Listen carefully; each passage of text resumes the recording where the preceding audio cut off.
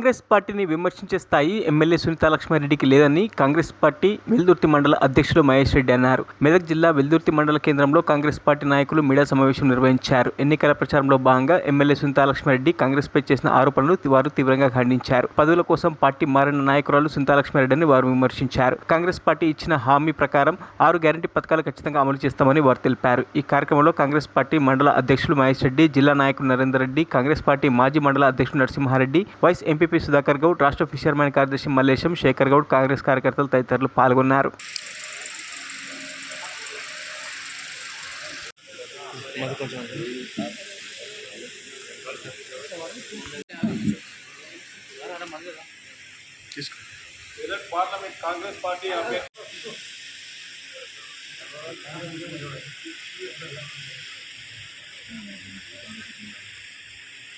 మరిన్ని అప్డేట్స్ కోసం మా ఛానల్ని సబ్స్క్రైబ్ చేయండి.